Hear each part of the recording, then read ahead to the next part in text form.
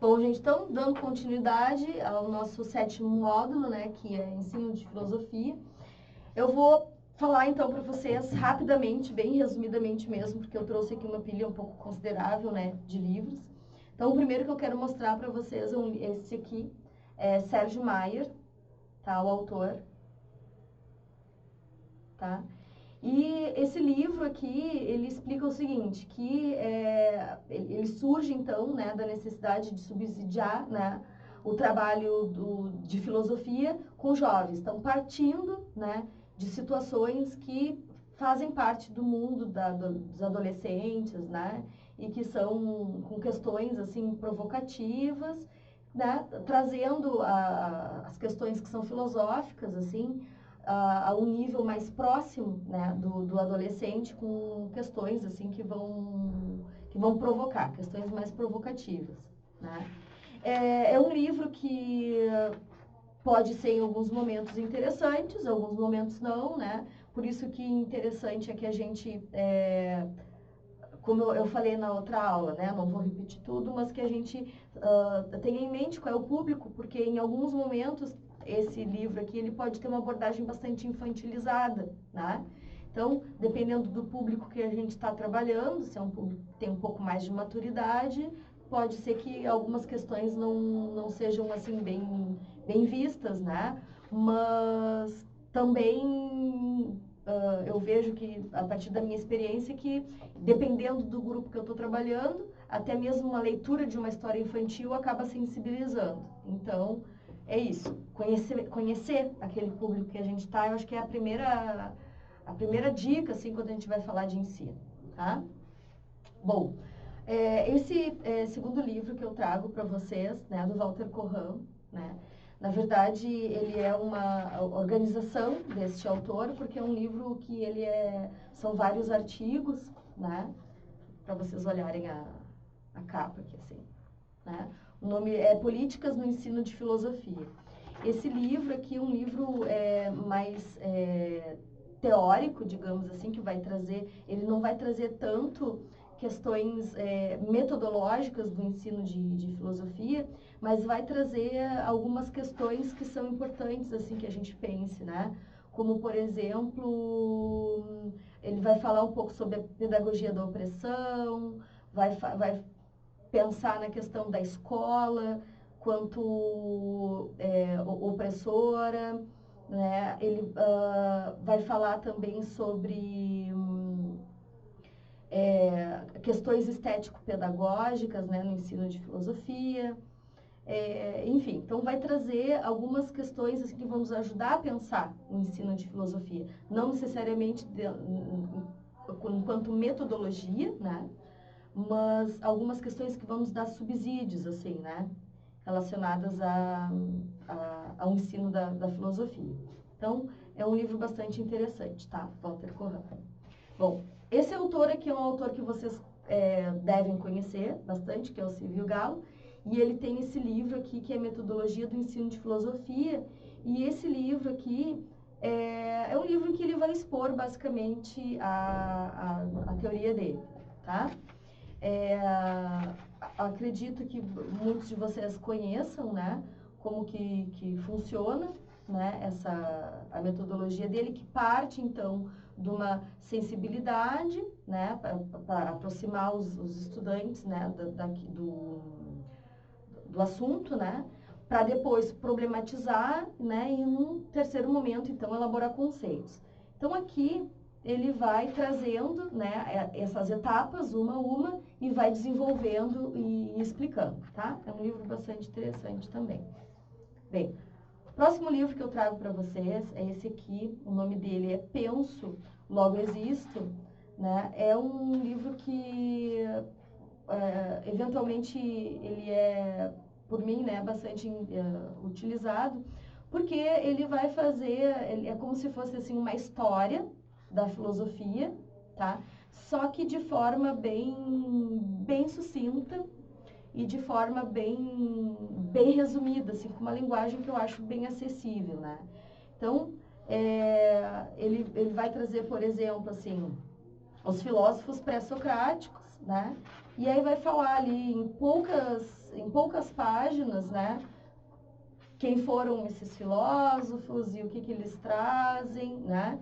E aí depois assim por diante. Então ele vai trabalhando vários filósofos dentro da história da filosofia, mas com textos bem curtinhos, né?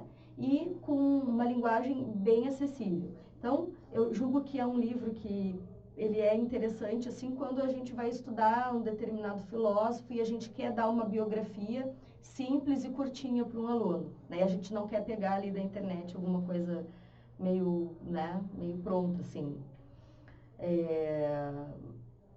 duvidosa, né, muitas vezes. Então, aqui é um texto que ele é bem simples, assim, tá? Bom, o próximo livro que eu trago para vocês, então, é Renato Veloso, o nome do autor, e o título do livro é Lecionando Filosofia para Adolescentes. Então, a proposta desse livro é bastante parecida com aquele outro primeiro que eu mostrei para vocês, que é Filosofia com Jovens, tá? É uma proposta semelhante. E ele vai trazendo, assim, no decorrer dos capítulos, né? Ele vai trazendo, inicialmente, então, ele vai falar sobre o perfil dos adolescentes, né? Vai falar sobre planejamento, né? E vai trazer alguns métodos, né? Para se trabalhar com os estudantes. E também ele vai trazendo algumas sugestões de atividades depois disso, né? Então, é um livro interessante, assim, ele vai também trazer algumas tabelas para ajudar a gente a pensar na avaliação, né, no acompanhamento da aprendizagem dos alunos. Vai trazer também algumas tabelas para a gente pensar a própria organização da disciplina, né? E as sugestões de atividades, tá? Esse livro aqui, então, ele trago para vocês como sugestão. Esse outro livro, Você Pensa o que Acha que Pensa, tá? É um livrinho também bastante curtinho, é Juliana Bagini e Jeremy Strangro, que são testes, tá? São testes.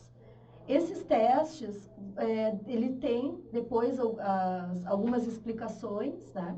Então, o livro, Você Pensa o que Acha que Pensa, é um check-up filosófico, né? Um check-up filosófico. Bem, então aqui ele vai trazer alguns, por exemplo, alguns jogos, alguns testes, né? Como, por exemplo, se a pessoa se acha lógico, né? Se a pessoa, montar o seu Deus, muitas vezes a gente está trabalhando religião, uma problematização que pode partir de uma atividade, de um jogo, né? O jogo da moral, você se acha ético, né? O que é estar vivo. Então aqui são algumas brincadeiras, algumas sugestões de atividades, assim, algumas mais em forma de teste, outras assim um pouco mais dinâmicas, né? Mas para que a gente possa utilizar assim como atividade, muitas vezes atividade de sensibilização ou de introdução de um determinado assunto. Eu acho bastante interessante. Bem, tem esse outro livro aqui que eu trago para vocês, né, como sugestão, assim, é Sônia Campaner, tá? Esse livro também, eu acho ele pelo menos interessante, porque ele vai falar sobre o ensino de filosofia, a presença da filosofia no currículo. Então, ele tem uma parte, assim, mais introdutória que vai trazer, né, um ensino de filosofia como uma problematização, né, no próprio ensino médio. E depois ele vai trazer o ensino de filosofia, né, por temas, né, mas muito ligado com a produção cultural, né, e com a estética, né. Então, eu acho que é também um livro interessante, assim, para a gente dar uma olhada, se tiver oportunidade, porque tem aqui algumas coisas que nos ajudam a pensar, né, os conteúdos que a gente vai desenvolver, mas principalmente a forma de abordar esses conteúdos. Tá? E esse aqui também é um livro que vai trabalhar principalmente com a questão da estética, Então, estética filosófica para o ensino médio, tá? Só que, assim, não é apenas para trabalhar, quando eu vou trabalhar estética com os alunos, eu uso o livro. Não, né? Não é assim. Porque esse não é um livro de transposição didática do conteúdo de estética, não é isso. Ele é um livro que vai passar por toda a história da filosofia, né? Mas sempre tendo a questão do tema da estética, tá? Então, vai trabalhar vários autores, né? E vai ter sugestões de atividades, né? Também sugestões de textos, sugestões de filmes, enfim, que podem ser utilizados, né, ao desenvolver esses assuntos, né? Então, também é um livro que, de repente, pode ser utilizado aí para vocês. Claro, eu trago essas sugestões de livros porque não que vocês, não estou sugerindo que vocês comprem todos eles, né? E que tenham aí, mas para que vocês saibam que existem, né? Alguns, e assim, tem esses, tem vários outros, né? Para que vocês saibam que existem livros que são pensados, né? Especialmente para voltados, né, para o ensino de filosofia. Bem, e o que eu vou abordar um pouco mais com vocês aqui é um texto do professor Lino, que vai Lino Macedo, que vai falar sobre o ensino a partir de situações problemas, tá? É esse o texto que eu vou abordar com vocês, que é desse livro aqui do Philippe Renaud, tá? É uma organização, então, do Philippe Renaud, mas ele é um livro que tem vários autores, né? São artigos, né? De vários autores, pensando a questão, então, das competências para se ensinar no século XXI. O quinto capítulo do livro, né, se chama Situação, Problema, Forma e Recurso de Avaliação, Desenvolvimento de Competências e Aprendizagem Escolar. Tá? Não está falando especificamente de uma metodologia de ensino em filosofia, né? Ele não está se referindo especificamente, não é um livro que seja específico para o ensino de filosofia, mas os textos que estão trabalhados, que são apresentados nesse livro, eles vão falar, né, para todos os componentes curriculares, né, em geral. E pensar, né, o ensino de filosofia a partir, né, de situações de problema, eu acho que é bastante pertinente, né? Então, eu trouxe escolhi, dentre todas essas abordagens, esse texto aqui para trabalhar com vocês, lembrando, né, que a gente não precisa escolher uma forma única de trabalhar e utilizar todas as aulas, né, essa mesma forma. Porque o melhor, né, a gente fazer, né, uma adaptação, né, e variar, né, as formas de abordagem, as metodologias de trabalho. Bem, o que seria, então, essa proposta, né, de trabalhar o ensino a partir de situações problema, né? Bem, o conhecimento, né, pensar o conhecimento a partir de um problema significa o quê? Que a gente vai pensar também em soluções, né, em alternativas, que a gente vai propor, então, alguma sugestão, que a gente vai ter uma proposta, né, a partir de um problema, né? Então, eu acho que essa é a ideia principal, inicial, assim, né?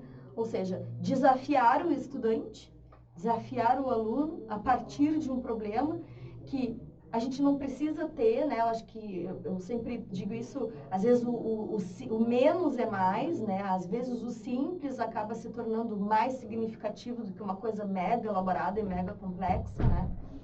Então, que a gente tenha clareza que muitas vezes um problema que pode para nós, né, as alternativas serem bem lógicas, bem óbvias, né? No momento que são apresentados aquela situação problema, podem vir uma variedade de respostas, uma variedade de situações, né? Bastante interessantes, assim, né? Da parte dos alunos, dos estudantes. Então, primeira coisa que a gente tem que ter em mente é isso, né? Uma outra coisa, né, quando a gente vai trabalhar com situações de problema, né, é a questão de alterar hábitos, né, e, e propor, então, né, trabalhar questões de atitudes, né, e competências, né, que são exigidas das pessoas no momento de solucionar problemas, quando elas se colocam na posição de atores, né, de agentes, de pessoas que precisam pensar, né, quando elas saem daquele papel da passividade em que tudo acontece comigo, eu só reajo, né, mas que eu saio dessa posição e passo para uma posição que estão me exigindo, então, estão esperando de mim alguma coisa, eu preciso dar uma resposta para aquilo. Não uma resposta de certo e errado, mas uma resposta que parta da minha criatividade, que parta da minha... Então, isso... Há aí, então, uma mobilização, né, uma alteração de hábitos, né, cognitivos também, né, porque a pessoa ela sai daquele papel de passivo, de espectador, e passa, então, para o papel de sujeito atuante, né, se colocando, então, como alguém que faz parte do mundo e que tem que pensar também em alternativas. Eu acho que isso também é uma característica bastante importante que a gente tem que levar em consideração, né, na hora de defender, né, essa prática, assim. Bom, uma outra coisa que é bastante importante, assim, né, que a gente tenha bem clara, né, a caracterização dessa situação, problema que está sendo apresentada, ou de uma pergunta geradora, né, que esteja claro para o estudante, né, porque a gente, por exemplo, não pode trazer uma situação, problema, que seja algo extremamente complexo já da primeira vez que está trabalhando um determinado assunto, né. Que a gente parta de situações e vá fazendo atividades mais simples, né? E a gente vai, então, progredindo, né? Conforme os estudantes vão dando respostas e vão se adaptando. Então, às vezes, né? Repito, né? Às vezes, o mais simples, né?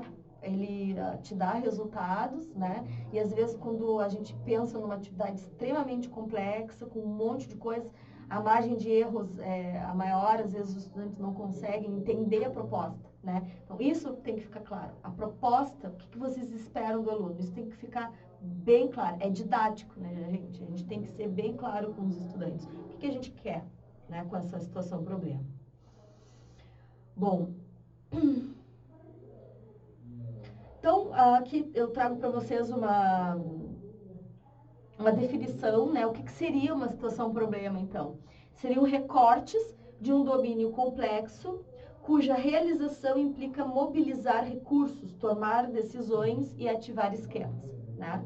Então, uma situação problema seria quando a gente pega, né, uma situação, uma singularidade dentro de de um ambiente maior, né? E a gente, a partir desse recorte, a gente vai pensar, então, numa situação específica, né? E a gente vai, então, mobilizar recursos e tomar decisões, certo? É uma situação didática, na qual se propõe ao sujeito uma tarefa que ele não pode realizar sem efetuar uma aprendizagem precisa. Então, isso é importante, porque para desenvolver, para buscar essa resposta, para tomar essa tomada de decisões, né? Quando a gente pensa nesse trabalho com situações de problema, que a gente tenha, então, né, esse cuidado de que instigue o estudante, né, a aprender, para buscar conhecimentos, para resolver aquele problema, né? Por quê? Porque senão a resposta que esse aluno, a decisão que esse aluno vai tomar para responder aquele problema, ou as atitudes, ou as respostas, enfim, que ele vai procurar, vão ser respostas pautadas no senso comum, né?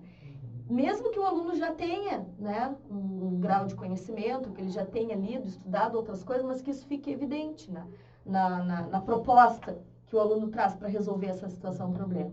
Então, a ideia é que a gente proponha, né, uma situação didática, porque é uma situação que está explícita, né, uma situação de aprendizagem, né, então, que a gente traga para o aluno essa necessidade de buscar conhecimentos para elaborar a sua resposta. Então, e essa aprendizagem que constitui o verdadeiro objetivo da situação problema se dá ao vencer o obstáculo na realização da tarefa, né? Ou seja, existe um obstáculo, existe um problema, e para resolver esse problema, então, esse aluno ele consegue vencer um obstáculo. Assim, a produção supõe a aquisição, uma e outra, perdendo o seu objeto de avaliações distintas. Bem, bom, trata-se de apresentar um conflito, né, um raciocínio que exige tomada de decisão, enfrentamento da situação, mobilização de recursos, compreender os limites no tempo, espaço e daquilo que está disponível entre nós. Consiste em superar obstáculos, pensar em outros planos, né, alternativas, né, uma alteração criadora num contexto, né. Para quem que a situação é um problema, né? É fundamental saber, então, para quem a proposta está sendo elaborada, né? Qual é o contexto, né? Quem são os sujeitos, né? O que a gente quer com essa situação, né? Bom, é uma atividade que pode ser feita da disciplina, mas a gente pode trabalhar também tendo essa proposta de situação-problema, né? Como uma norteadora para um projeto interdisciplinar, né? A gente pode trabalhar na disciplina, mas a gente também pode, a partir disso, montar um projeto interdisciplinar, né? A gente tem que sempre ter o cuidado no momento de fazer a pergunta, de gerar a problematização. Essa problematização, ela não precisa ser uma pergunta escrita no papel, né? Ela pode ser a partir de um vídeo, de um documentário, de um texto, de várias fontes diversas, né? A forma de apresentar essa situação-problema pode ficar a cargo, a criatividade, né? De quem está montando esse trabalho, né? E se torna bastante importante, né? Eu acho, trabalhar dessa forma hoje em dia, justamente porque uma das habilidades que eu vejo que são desenvolvidas quando a gente exige do aluno esse tipo de trabalho, né, é a questão da tomada de decisão, né? Justamente essa questão do aluno, ele sair daquele papel apenas de reagente, né, passivo, né, e passar então para um papel mais ativo, de onde ele precisa se colocar como o responsável por uma situação, né? Então, onde a gente coloca as pessoas, né, nesse papel, né, de que determinada situação depende dela, né? E por quê? Também trazendo a noção de responsabilidade, de um ser que faz parte de um contexto, que faz parte de uma comunidade, de uma sociedade, de um entorno, enfim, né?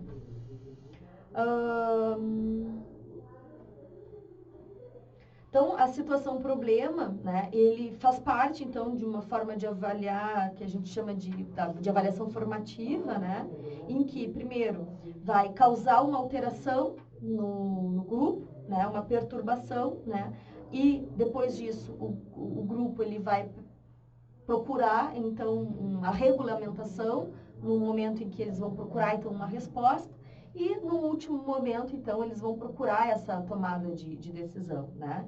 Então, essa forma, né, que a gente vai, esse caminho, né, que os estudantes vão percorrer no momento de trabalhar, né, com uma situação, problema, a gente precisa ir acompanhando, dando suporte, também oferecendo para eles os conhecimentos que a gente julga que sejam indispensáveis, né, para que eles saibam, para conseguir articular os saberes, né, e resolver, pensar numa proposta, pensar numa alternativa, né? E então esse momento da problematização, que a gente chama inicialmente de alteração, né, tem que ser um momento bem claro, né, pautado com eles, né, de preferência apresentado utilizando mais de um recurso, pode ser de forma escrita, mas também utilizando audiovisual, né. Este momento de alteração, que vem depois desse momento de perturbação, né, é esse momento em que o estudante ele vai, então, se envolver e vai se sentir fisgado, digamos assim, né? Se sentir tentado a ir buscar, né, uma resposta, né? E, neste momento, acho que é importante a gente levar em consideração que alguns estudantes, eles desistem, né? Eles não se sentem provocados, eles não se sentem atingidos, né? Então, é interessante a gente fazer também essa observação, se isso ocorre, por que ocorre, né? Por que não toca, por que não sensibiliza, por que não provoca, né? Mas a tendência, né, dependendo, claro, da situação problema que a gente coloca, porque se a gente coloca uma situação problema que não faz parte daquele contexto, da realidade, daquela comunidade, possivelmente a maior parte dos alunos não vão se sentir provocados, não vão se sentir tentados, não vão ter vontade de procurar, né, uma alternativa e de sequer estudar, né, possibilidades para aquela alternativa, para buscar essa alternativa, né? Mas quando a gente consegue, então, atingir os estudantes, eles se sentirem provocados, então existe essa curiosidade, né, provocada por essa perturbação, desse problema que a gente traz, né? E aí, então, os alunos vão em busca desse momento que se chama de regulação, que é o momento, então, em que vão procurar as alternativas, as possibilidades. E aí, então, é um momento de maior aprendizagem, digamos assim, né? Porque é um momento de busca, é onde eles vão recorrer aos conhecimentos necessários para construir aquela resposta, né? Para chegada, então, da tomada de decisão. Tá, gente? Bom, então, pensando, né, na situação problema, né, como uma forma, né, de trabalhar o ensino de filosofia, né? Não que a gente tenha que trabalhar sempre dessa forma, né? Não estou dizendo também que você é uma sugestão, né, de trabalho, que eu sei que a gente muitas vezes não consegue desenvolver esse trabalho numa aula, né? Eu acho que provocar essa alteração, né, sensibilizar ou trazer esse momento de perturbação, pensar, né, nos conhecimentos e chegar a uma conclusão, né, ou chegar a uma resposta, enfim, é um movimento que a gente faz, né, muitas vezes em mais de uma aula, né, muitas vezes a gente vai fazer isso durante um trimestre, ou tendo em vista um projeto, né, interdisciplinar, onde a gente vai ter um tempo destinado especificamente para buscar a solução desse problema, né. Mas eu trago porque é uma forma que é possível trabalhar, né, até mesmo em sala de aula, ou de forma mais simplificada, ou de forma mais resumida, né, mas que a gente tenha, né, essa posição de desafio aos alunos, né? A gente não pode partir do pressuposto que os alunos eles são vazios, que eles não têm conhecimento, que eles não têm que eles não conseguem pensar em alternativas para as questões, né? E que a gente vai trazer as respostas todas prontas para eles. Não, né? Então, acho que é bastante, principalmente quando a gente fala do ensino de filosofia, né? Que a gente possa, em alguns momentos, trazer, então, esses desafios para os estudantes, para que eles pensem, né,